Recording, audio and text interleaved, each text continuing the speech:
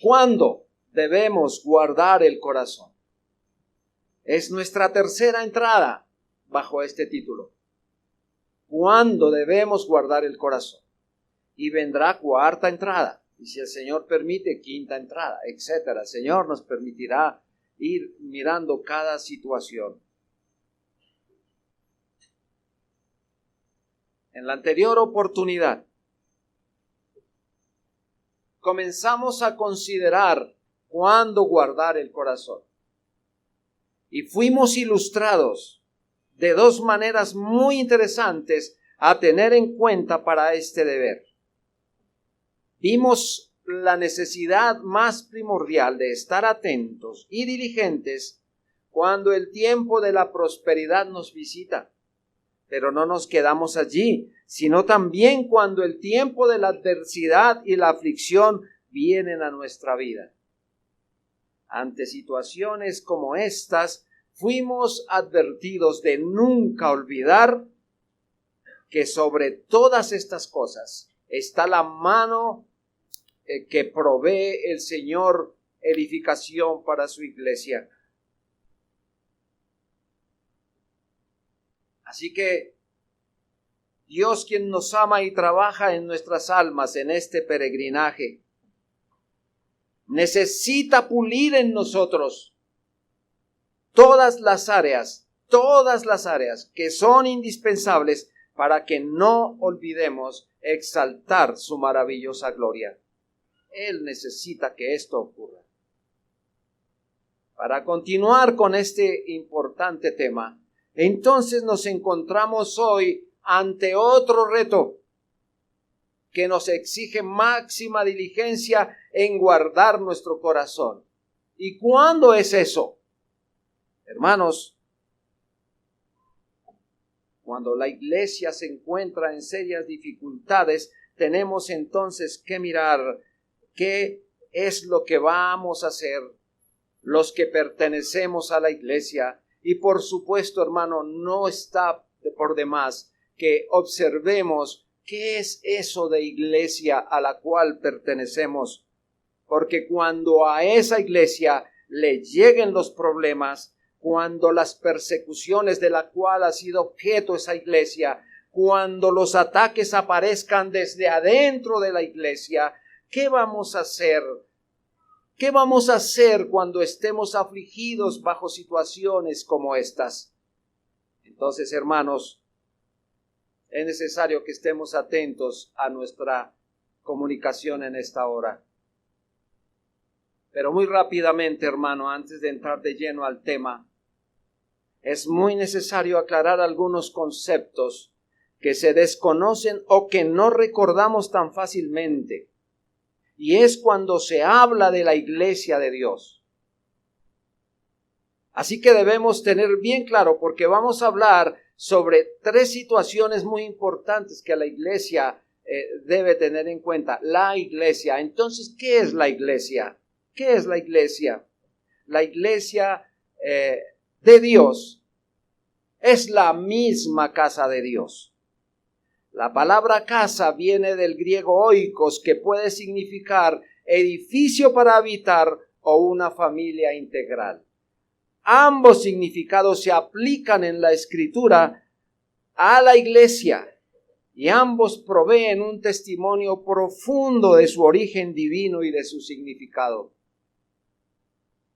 Pablo, usando ese término en el sentido de una vivienda, entonces nos está diciendo, nos está dando un testimonio del hecho que Dios mismo vive ahí, que Dios está entre su iglesia y que la iglesia es la casa de Dios. Así que no estamos hablando de cualquier habitación, estamos hablando de la casa de Dios, donde Dios vive, donde nosotros nos podemos regocijar de su presencia especial. Es en esa casa. Así que, hermanos queridos, la iglesia, esa iglesia que es la casa de Dios, ¿quiénes la componen?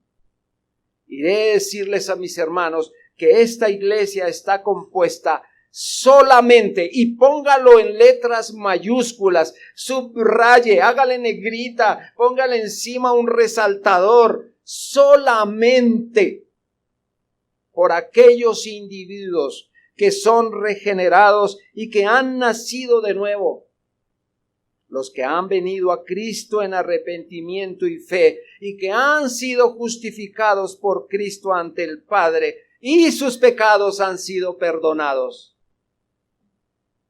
Así que solo ellos son los miembros de la iglesia, solo ellos. Entonces, aquí es donde usted debe saber, ¿estoy dentro de esa iglesia? ¿Soy parte de la casa de Dios? ¿O qué está pasando conmigo?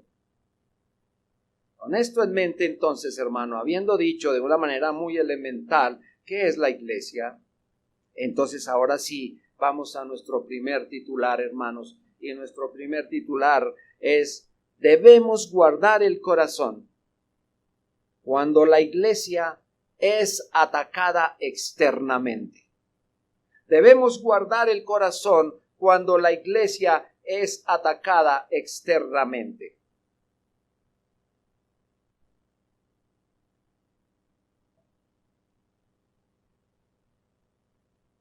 Es muy normal que cuando la iglesia se encuentra abatida y atacada por las olas de la persecución, todo parece naufragar por el temor. Cuando vemos, hermano, que vienen sobre la iglesia esas olas donde parece que van a exterminar su iglesia, es muy lógico que haya miedo, hermanos. Pero es en este momento en donde se va a necesitar más valor que ese mismo miedo. Históricamente, el pueblo del Señor comenzó siendo un pueblo que era temido por todas las naciones. Era un pueblo que a donde iba a llegar las naciones, los pueblos temblaban porque sabían que con ese pueblo venía la presencia del Señor. Ustedes pueden ver esos relatos en el Antiguo Testamento, como cuando el pueblo llegaba a sus conquistas, sabían, Dios viene con ellos. Por eso, ellos sí temblaban como hojas al viento.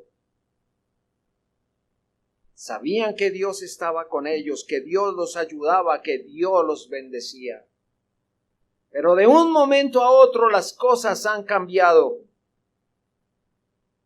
Y todos estos pueblos, en lugar de seguir temiendo a ese pueblo, ahora se confabulan con gran fiereza para destruir a este pueblo. Este pueblo se convierte en el eje de sus odios, de su furia, de su persecución. Era ese pueblo de Dios. Fueron incontables, hermanos, las situaciones, las ocasiones que nos relata el Antiguo Testamento de ese tipo de sucesos. Pero ¿qué fue lo que ocurrió para que estas cosas llegaran así, se dieran de esta manera? ¿Acaso no temían antes que ese pueblo tenía a Dios? ¿Ahora por qué lo odian? ¿Y ahora por qué lo persiguen? ¿Y ahora por qué han destruido su pueblo de esa manera? Debemos entender también, hermanos, que esta nación escogida por Dios tuvo que sufrir todos esos horrores, todos esos dolores, toda esa destrucción debido a la depravación de su pecado. Recuerden, ellos eran el pueblo escogido por Dios y el Señor los introdujo en su tierra. Lo vimos la vez pasada, hermanos. Y estando en la tierra que Dios les prometió, ¿qué hicieron ellos? Se olvidaron de quién es Dios. Y como se olvidaron de quién es Dios, entonces Dios retrajo su mano y esperó. Ahora, ¿cómo van a vivir sin Dios? ¿Cómo va a sufrir ese pueblo sin Él? Pero quiero decir, hermanos, que estamos hablando del pueblo de Dios. Pero no todos eran de esa estirpe de hombres que odiaron, que se olvidaron, que se enorgullecieron. No todos eran de esa estirpe. Dios se reservó un remanente, y sin embargo, siendo hombres fieles, también tuvieron que sufrir esas persecuciones, esas matanzas, tuvieron que llorar sobre sus muertos. Ay, hermano, los voy a llevar a una escena muy rápido. El pueblo israelita ha sido destruido y ha sido llevado cautivo. Y alguien parado sobre las cenizas aún humeantes de esa destrucción tiene que decir: solo por las misericordias de Dios no hemos sido destruidos, porque sus misericordias son nuevas cada mañana. Eso lo decía un hombre de Dios, pero que tuvo que sufrir el rigor de toda esa destrucción. Hermanos, Dios permitió y mandó esas calamidades para que aquellos hombres, por muy valientes que fueron, perdieran el control y quedaran paralizados por el terror. Las Sagradas Escrituras describen muchos casos. Por ejemplo, hermanos, veamos a un hombre que nació, ¿qué culpa de haber nacido? Pero que el Señor, cuando fue creciendo su vida, lo comenzó a preparar sobre situaciones que él viviría más adelante. Hermanos queridos, estoy hablando de José.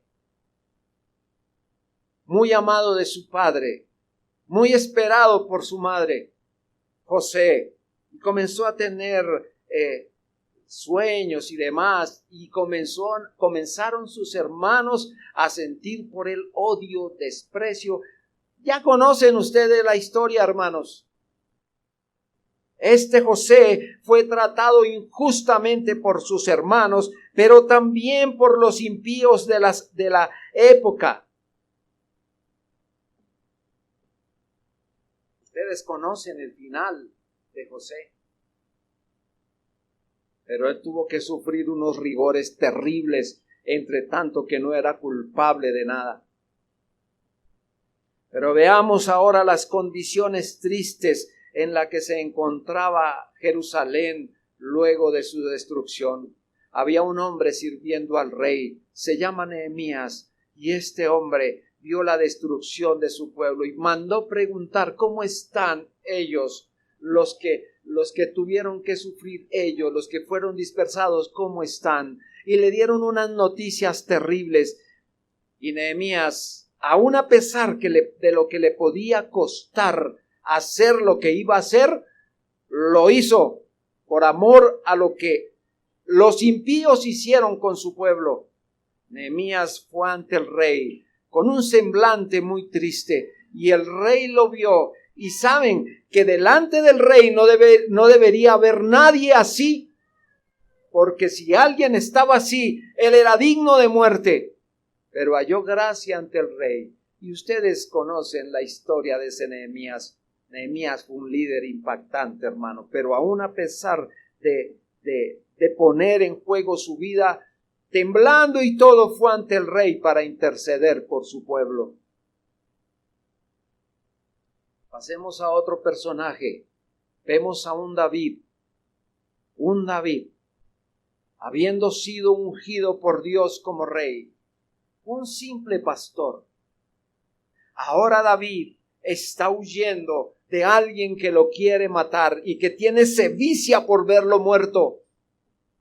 ¿Qué hizo David? Nada ha hecho David, pero Saúl está empeñado en destruirlo.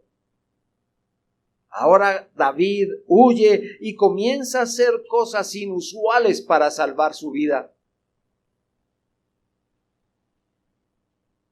Notemos, hermanos, ahora, no solo a José, a Nehemías, a David, hay muchísimos más. Veamos ahora a su pueblo.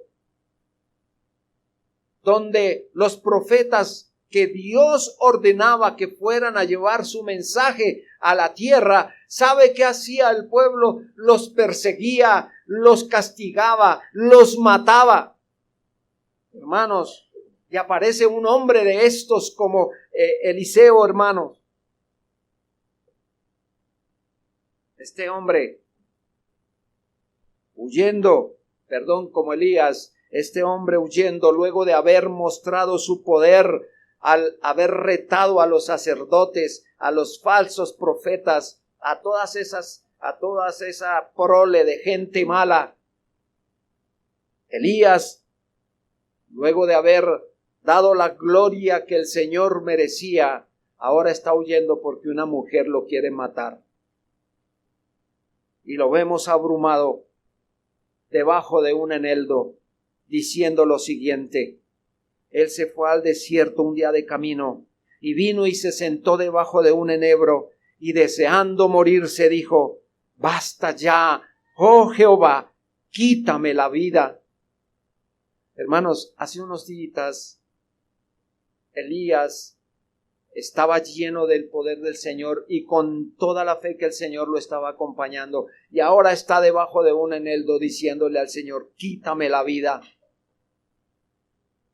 ¿Acaso no estaba sirviendo a Dios? Pero por esa causa, hermano, lo iban a matar. Estamos hablando entonces que no solo a Elías, a muchos profetas los asesinaron, los desterraron.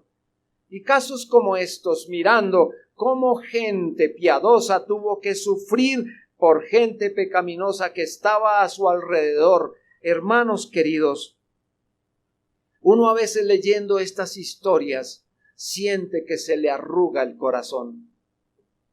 Y uno muchas veces, hermanos, no solamente se llena de tristeza, sino también se puede llenar de ira, sabiendo, hermano, que eso fue injusto y que ese pueblo, los impíos, jamás serán mejores que el justo. A veces dentro de nuestras oraciones pueden aparecer cosas como estas: Señor, ¿cuándo vas a vengar a tu pueblo que tuvo que sufrir esas cosas? Esto es muy humano, hermanos, pero es pecaminoso. Por tanto, es imprescindible que nosotros, aun a pesar de esos horrores que se ven, guardemos el corazón de esos sentimientos, de esas emociones mal encaminadas. Ahora veamos la condición de la iglesia del Señor Jesucristo. Dejemos ese tiempo antiguo, hermano, y vamos a lo que hoy realmente estamos viviendo. Pero noten esto: el Señor Jesucristo comisionó a sus discípulos y por implicación a su iglesia a trabajar y a servir en medio de un mundo hostil. Le escuchaba al pastor decir esta frase: la iglesia fue sembrada en medio del territorio enemigo. Y esta es la realidad más grande, hermano. El Señor en Mateo 10:16 dijo lo siguiente: he aquí, yo os envío como a ovejas en medio de lobos. Esa es, hermano, la tarea de la iglesia, es el anuncio que recibimos del Señor.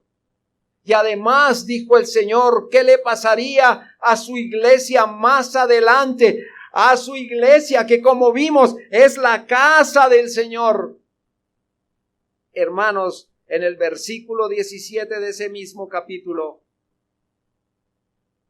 el Señor dice: guardaos de los hombres, porque os entregarán a los concilios, y en sus sinagogas os azotarán.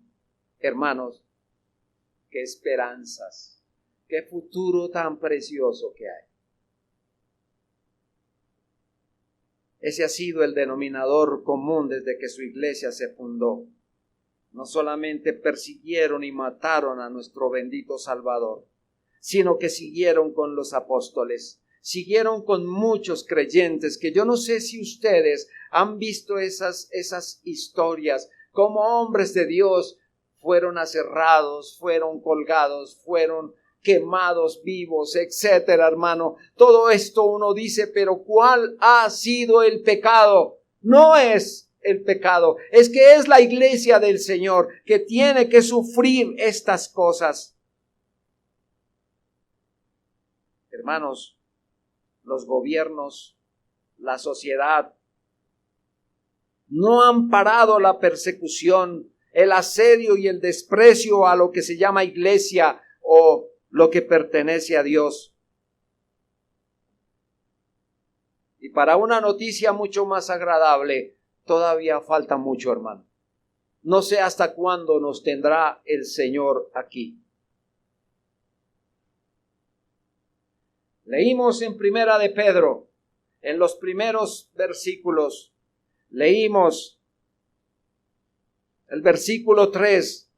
Bendito el Dios y Padre de nuestro Señor Jesucristo, que según su grande misericordia nos hizo renacer para una esperanza viva por la resurrección de Jesucristo de los muertos, para una herencia incorruptible, incontaminada e inmarcesible. ¿Qué nos espera, hermanos? ¿Un premio así de chiquitico? ¿Cuál es la esperanza que nosotros tenemos entonces como la iglesia del Señor?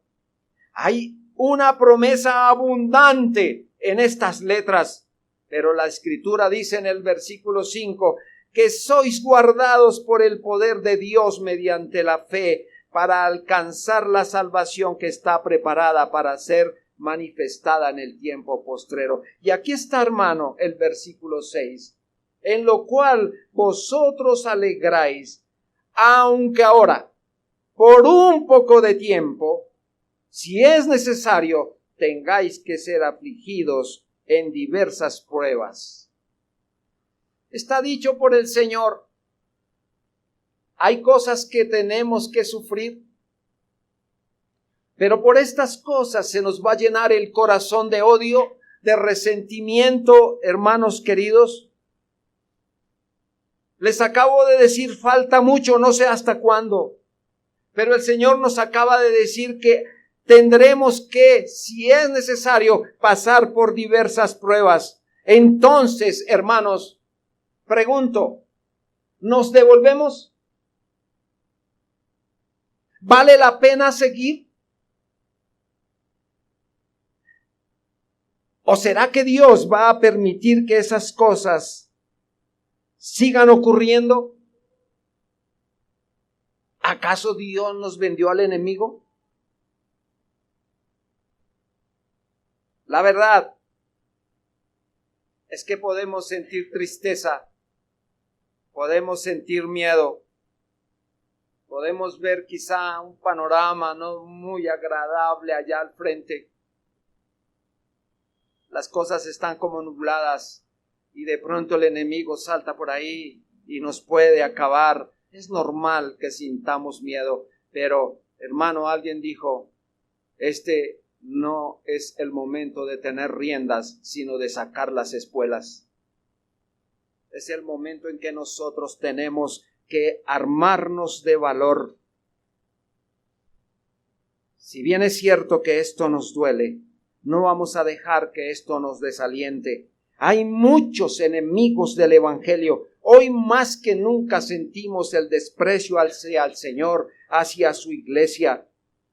Fíjense ustedes, los estados, la sociedad en general, las universidades, los colegios, hasta los jardines infantiles han eliminado la Escritura, la palabra del Señor, detestan la palabra del Señor.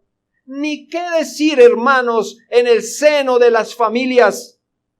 Ni se conoce de Dios, ni mucho menos desean hacerlo.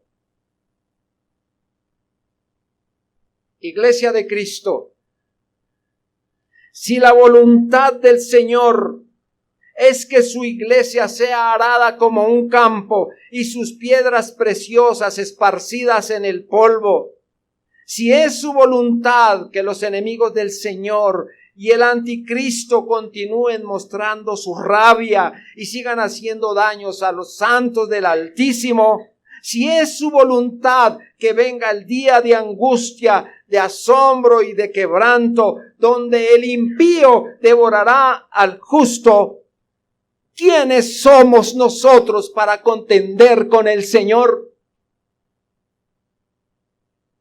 Hermanos, podemos ir y quejarnos delante del Señor, pero no quejarnos del Señor. Más nos vale resignarnos a la voluntad de aquel que nos creó y que disponga de nosotros como le plazca. Pero que su corazón, como el mío, no se llenen de rabia, de odio, ni de cosas semejantes. Es en estos momentos donde tenemos que guardar el corazón. ¿Cuánto nos querrán hacer daño? ¿Cuántos desprecian lo que nosotros hacemos? Ayer, valga el ejemplo, estuvimos en una actividad en la mañana y nos dieron una capilla para predicar del Señor. Pero estando en el mensaje del Señor, entró uno de esos que se ponen sotana y cuello duro, que sienten su orgullo tan terrible. Entró y no le importó que estaba en esa situación hablando del Señor. Él entró, hizo cosas y salió rabioso. Pero nosotros seguimos en nuestra tarea, predicando al Señor, sin temor ni miedo. ¿Temor a quién? Al Rey, solo a Él. Hermanos, no es más sino hemos dado unos pasos fuera de ese lugar y ya está diciendo, ahora sí, esta es la iglesia verdadera, la iglesia católica, ahora sí. ¿Y nosotros qué somos, hermano? Para ese fulano, no nos importa lo que ese fulano piense. Estamos y pertenecemos a la casa del Señor. Y aquí seguirán apareciendo cosas. Tal vez nos escupirán, tal vez nos pegarán, tal vez quemarán nuestras casas. No sabemos qué tenga deparado el Señor, aunque si es necesario por un poco de tiempo tengamos que pasar pruebas. ¿Quién quiere seguir, hermano? ¿Quién desea seguir tomando la bandera del Señor sin temor ni temblor? Porque esto es de los valientes, hermano, no de los que odian y salen a huir. Guardemos nuestro corazón de esas situaciones tan difíciles. Por tanto, hermano, no seáis rebeldes contra Jehová, ni temáis al pueblo de esta tierra. Con nosotros está Jehová, no temáis, dice Números 14:9.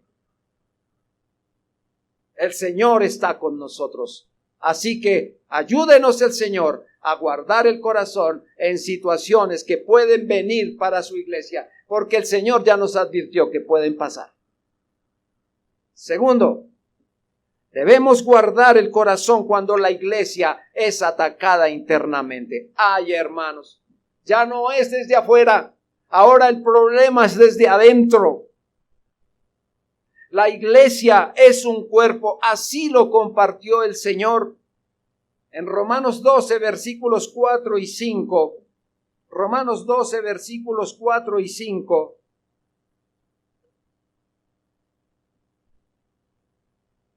dice la Escritura, porque de la manera que en un cuerpo tenemos muchos miembros, pero no todos los miembros tienen la misma función, así nosotros, siendo muchos, somos un cuerpo en Cristo y todos miembros los unos de los otros. Permítanme esta analogía, hermanos. La variedad de miembros no es cosa accidental, sino que pertenece a la esencia misma del organismo. Ese organismo requiere diversidad de miembros, lo mismo que diversidad de funciones orgánicas. Ay, queridos, el Señor puso en nuestros cuerpos ojos, pero también puso orejas, también puso manos, también puso pies. pero están en el mismo cuerpo, no todos están compuestos de la misma manera, tienen funciones determinadas. Bueno, eso no es un descubrimiento que yo haya hecho. Estoy uniéndome a la rueda que va rodando, hermano. Pero aunque todos estos miembros son diferentes, se necesitan uno al otro. Y fíjense, yo no sé si usted se está dando cuenta de esto, pero ninguno de ellos siente que el otro le toma ventaja. Yo no sé si el pie está mirando al ojo y le está diciendo, algo le voy a hacer a usted por lo que usted hace allá arriba. Hermano, tranquilo, los pies viajan siempre por donde los ojos lo dirigen. ¿Ven?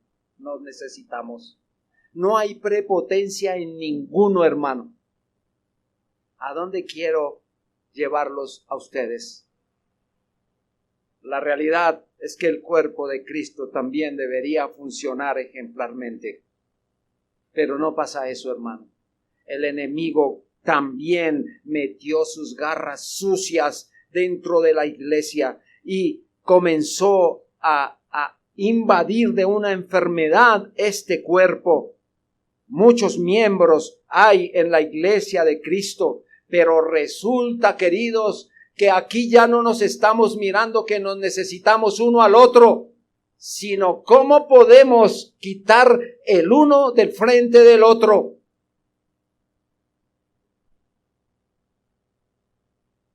El enemigo, como vio que no ha podido destruir la iglesia desde afuera, y sabemos que no lo hará, entonces se metió dentro de la iglesia y ha tratado, hermano, de desatar un ataque tan impresionante dentro de la iglesia con el afán incesante de exterminarla, de tal modo que dentro de la iglesia se han levantado falsos profetas, falsos maestros, pastores que no se deberían llamar de esa manera, líderes que están haciendo estorbo, miembros de la misma iglesia que se detestan uno al otro, miembros de la iglesia que están llenos de orgullo, llenos de pecado, que hemos abierto la puerta al pecado y que el pecado ha entrado y habita entre nosotros como el huésped más ilustre. Y entonces desde dentro de la iglesia se están originando unos problemas terribles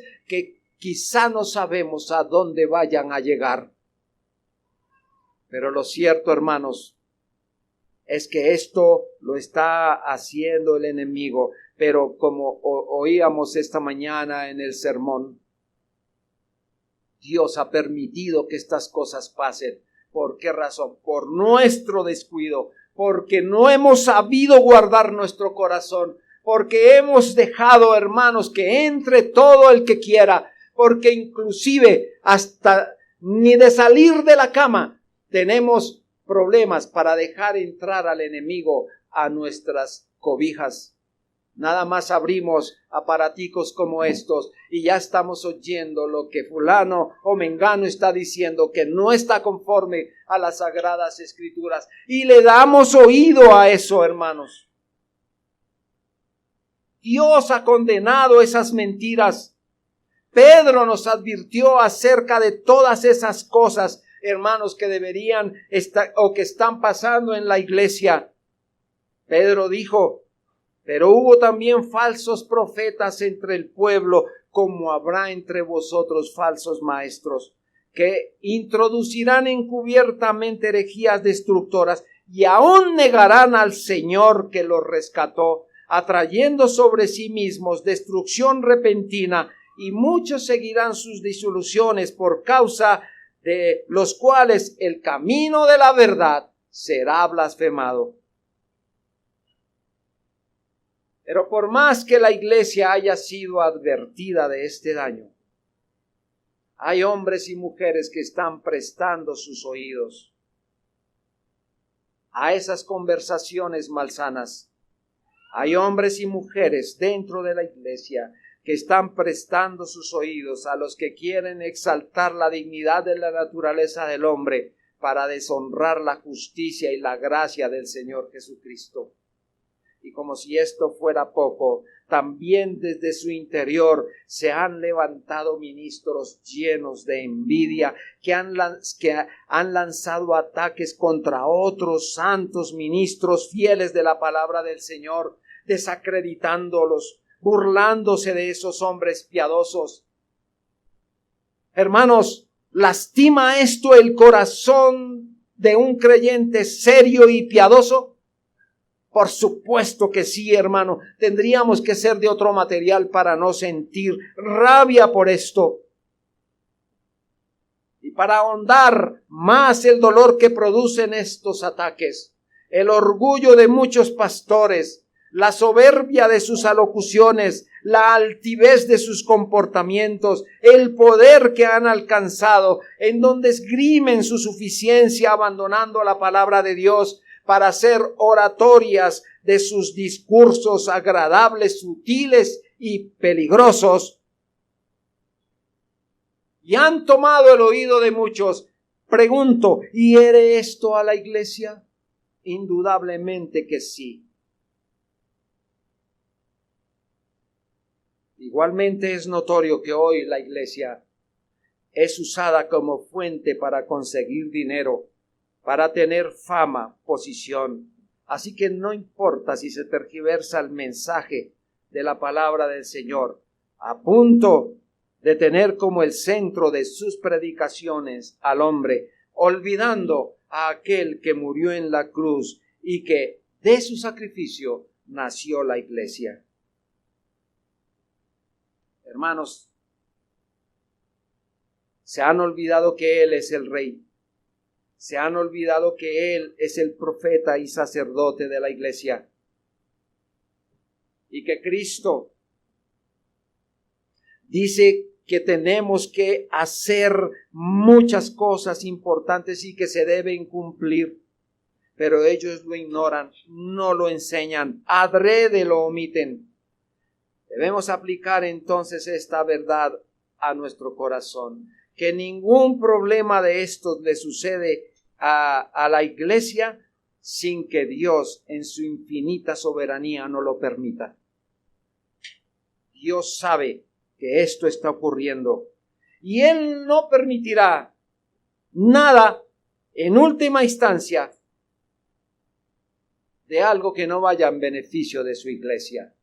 Si esto lo está permitiendo el Señor, esto es porque la iglesia lo necesita. Hermanos, recibamos el consuelo si meditamos en que la voluntad permisiva y en su voluntad soberana estas cosas se están cumpliendo. Veamos nada más este ejemplo. David iba cabalgando con su ejército, pero cerca de él iba un hombre caminando llamado Simeí, que le increpaba con maldiciones y le decía cosas, hasta que uno de sus guardaespaldas le dijo: Señor, permíteme ir a quitarle la cabeza a ese perro muerto. Y el Señor David les dijo: dejadle que maldiga, pues Jehová se lo ha permitido. Eso está en 2 de Samuel 16:11. Estas mismas expresiones salieron del Señor Jesucristo en Juan 19:11. Cuando delante de Pilato le dijo a Pilato: no tendrías ninguna autoridad contra mí si no te fuere dada de arriba. O sea, hermanos, todas estas cosas Dios las permite. Por eso, permítanme decirles, esto debería tranquilizar nuestros corazones. Saber que es la voluntad de Dios permitirlo. Y que si no lo hubiera permitido, nunca, pero nunca hubiera sucedido. Así que hombres como David, Job, Ezequías, Elí, meditaron en esto y el Señor hizo lo suficiente para ellos. Y si el Señor hizo lo suficiente para ellos, ¿no lo hará para nosotros también? ¿Para su iglesia hoy? Hermanos, estos asuntos deben ayudar a calmar nuestro corazón y evitar que se caiga en el mismo despropósito de esos que seamos entendidos hoy y actuemos con humildad y sabiduría, sabiendo que Él da mayor gracia. Por esto dice: Dios resiste a los soberbios y da gracia a los humildes. Santiago 4:6. Vamos a nuestro tercer punto. Debemos guardar el corazón cuando la iglesia sufre tiempos de aflicción. Queridos, según lo anteriormente expuestos y conscientes de las pruebas, dificultades y ataques que sufre la iglesia de Cristo, el apóstol Pablo nos trae a la mente la gloriosa esperanza que la iglesia tiene de la salvación consumada. Por eso él nos advierte que tenemos que ser, aunque sea, afligidos por diversas pruebas. ¿Para qué? Escuchen esto. En el versículo 7 de nuestro texto dice: para que sometida a prueba vuestra fe, mucho más preciosa que el oro, el cual, aunque perecedero, se prueba con fuego, sea hallada en alabanza, gloria y honra cuando sea manifestado Jesucristo. Recordemos que nuestra salvación, hermano, yo quiero que usted sea totalmente consciente de esto, que nuestra salvación fue lo más extraordinario, el regalo más maravilloso que se nos dio. Entonces, ¿no merecemos pasar por algunas pruebas en esta vida? Si es la salvación tan grande, ¿qué son esas minucias de las pruebas? Y usted se preguntará ya, claro, ¿cómo no las está sufriendo? Hermano, grande es el galardón que hay allá. Aquí, lo máximo que podrán hacer es matar nuestro cuerpo. Lo máximo que podrán hacer. ¿Qué más van a hacer? A ver, díganme. Algo que vaya más allá y que me ponga a temblar. Díganme, hermano. Eso es todo lo que pueden hacer. Pero, hermanos, el Señor guardará nuestra alma. Y Él sabe que estamos y que deberíamos estar dispuestos a pasar por esas pruebas. ¿Sabe qué hacen las pruebas, hermano? No hacen sino refinar los quilates de nuestra fe. Esa fe tiene un valor tan importante que hay que aguardarlo, hay que esperar todo, hay que soportar todo en aras de esa dichosa espera, la cual se manifestará cuando Cristo vuelva. Pedro se está dirigiendo a creyentes genuinos. Escucha, iglesia, Pedro se está dirigiendo a creyentes genuinos que con gran alegría esperan que este acontecimiento suceda, pero en medio de las pruebas.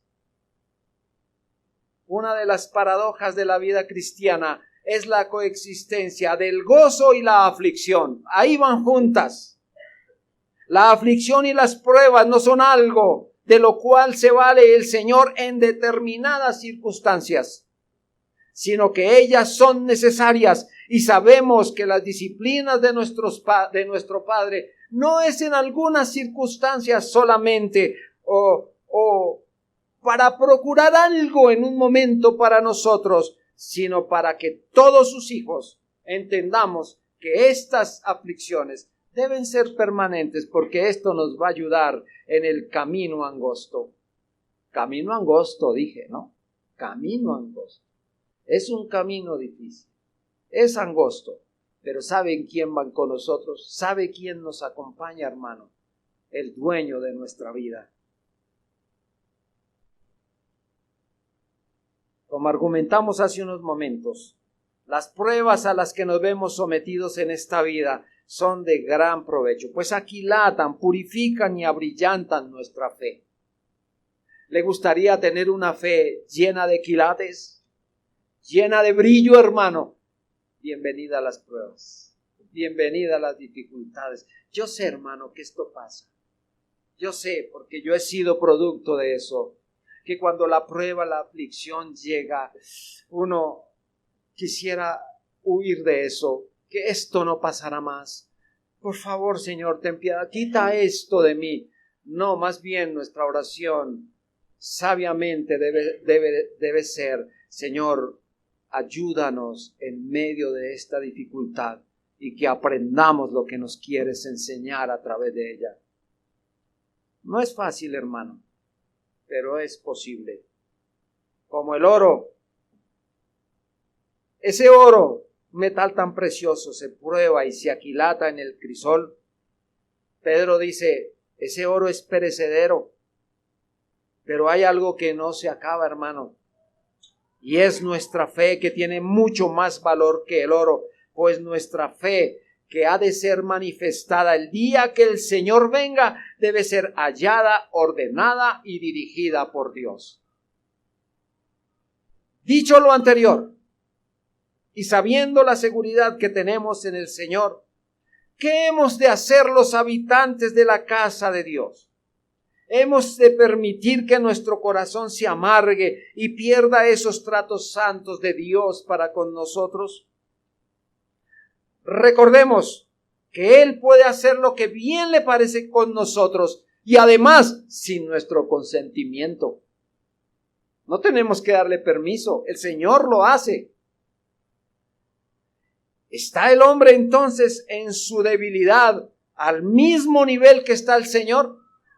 No, hermanos, no tenemos la fuerza, y si tuviéramos alguna fuerza, no estamos ni capacitados ni autorizados como para pelear con nuestro Creador. No tenemos ni siquiera el más mínimo sentido común para pelear con el Señor. ¿Cómo lo haríamos, hermano? Pero hay algunos que sí lo hacen.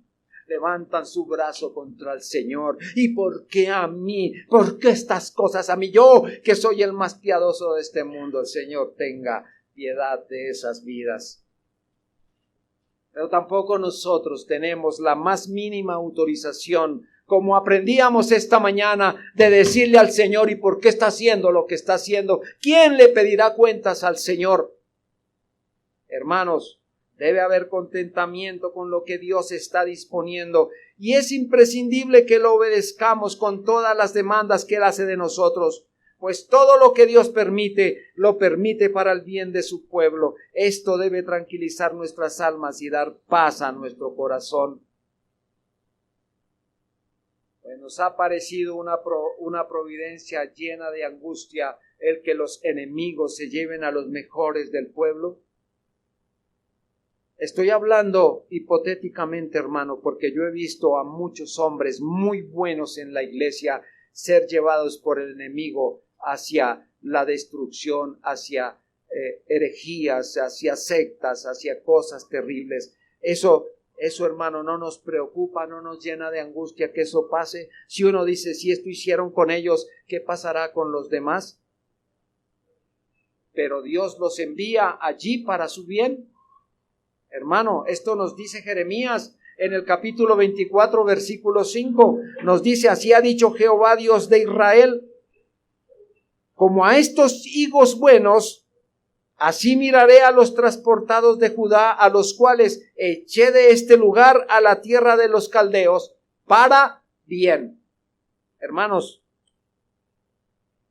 nosotros conocemos la historia de José. Y José, allá en Génesis 45, 4, José, hablando con sus hermanos, les dice, acercaos a mí ahora. Y ellos se acercaron, y él les dijo, yo soy José, vuestro hermano, el que vendisteis para Egipto. Ahora pues, no os entristezcáis, ni os pese haberme vendido acá, porque para preservación de vida me envió Dios delante de vosotros. Males para que vengan bienes. Dios puede sacar mucho bien de lo más malo del pecado, cuanto más de las aflicciones temporales. Queridos, no es nuestro trabajo gobernar al mundo, ni quitar de él todas las asperezas y males que vengan. Nuestro deber es someternos a aquel que lo gobierna. Nos debe bastar que los asuntos de la iglesia están en tan buenas manos, en manos tan sabias y poderosas, como las de nuestro buen y poderoso Señor Jesucristo. Ahora, queridos, vamos a ver dos aplicaciones muy necesarias.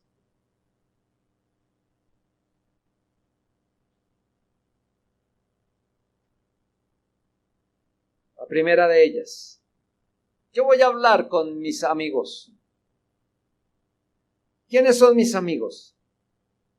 ¿O quiénes son los que nos acompañan aquí que los estamos considerando amigos? Amigo, usted desde hace algún tiempo está llegando acá. Usted está viniendo a acompañarnos. Algunos apenas llegan, pero están aquí y han escuchado una y otra vez el mensaje del Señor. Han escuchado hablar de la iglesia de Cristo. De la iglesia de Cristo. Y que, como dijimos al comienzo, ¿quiénes son los que hacen parte de la iglesia de Cristo? Solamente los que han sido rescatados por el Señor. Y usted no lo es. Solamente los que han venido en arrepentimiento y fe a Cristo. Solamente aquellos a los que Dios les ha perdonado su pecado. Pero por supuesto, su nombre no está en la lista de la iglesia del Señor. Usted no pertenece por ahora a la casa del Señor. Dios no vive en usted. Y usted no vive en el Señor. Da dolor decirle esto, pero esa es la verdad. No la podemos esconder. Nuestro llamado para usted, otra vez, y yo estoy hablando, hermanos, quizá usted voltee a mirar y diga, no hay personas nuevas. Creo que sí las hay. Aquí hay algunos que nacieron en el Evangelio, pero que hoy no son de Cristo. Sus nombres no están ahí. Como les decía ayer a quienes nos oyeron allá en ese lugar, si hoy el Señor les llamara, ¿en dónde estarían? El resto de la eternidad, ¿dónde? Usted ha recibido la oportunidad una y otra vez para que pueda pertenecer a la casa del Señor. Y le hemos dicho cómo hacerlo, hermano. Le hemos dicho, venga porque Cristo quiere cambiar ese rumbo que usted lleva. El Señor desea tener una comunicación con usted. Y usted más que nadie es necesitado de esa conversación. Venga a Cristo arrepentido, creyendo que Él perdonará sus pecados, que Él le va a hacer una nueva criatura. Estoy hablando con usted, pecador, no arrepentido. Quiera el Señor tener de usted misericordia. En segundo lugar, quiero hablar con la iglesia del Señor. La iglesia del Señor fue y seguirá siendo atacada desde todos los flancos, porque todas las persecuciones, prisiones, ataques que ha recibido la iglesia, no la han envenenado, ¿sabe?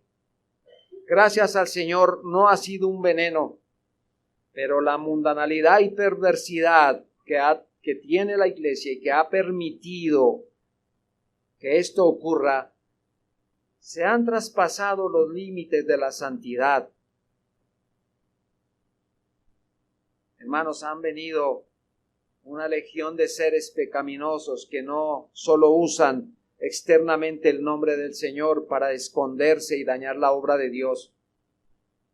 Sabemos que de afuera hay odio y hay desprecio por el Señor, pero desde adentro el egoísmo, la envidia, el poder, la fama, el despropósito, el desentendimiento, la poca lectura de la palabra del Señor, la falta de oración, la falta de compromiso, el no deseo de trabajar en la iglesia, todo esto va en contra de la obra del Señor.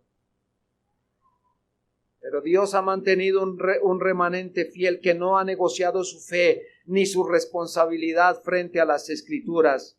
Y esa se llama la iglesia bíblica, la casa del Señor. y pese a los ataques que de una y otra forma ha venido recibiendo, se mantiene y espera con gozo en las manos del Señor ese gran día. Por tanto, el versículo 13 que nosotros leímos al comienzo dice: por tanto, ceñid los lomos de vuestro entendimiento, sed sobrios y esperad por completo en la gracia que se os traerá cuando Jesucristo sea manifestado. Pero el versículo siguiente nos dice como hijos obedientes, no os conforméis a los deseos que antes teníais estando en vuestra ignorancia, sino como aquel que os llamó es santo, sed también vosotros santos en toda vuestra manera de vivir. Mientras tanto, hermanos, cuidémonos de no pasar por alto las muchas bendiciones preciosas que la iglesia del Señor goza en medio de los problemas. Termino diciendo esto, hermano. Es una lástima que no veamos esos gozos tan maravillosos, porque las lágrimas que nos causan nuestros problemas nos ciegan los ojos de modo que nos impiden ver esas bendiciones. Démosle gracias al Señor y guardemos nuestro corazón en medio de todas estas situaciones a las que el Señor nos ha permitido ir enfrentándonos. Oremos, hermanos.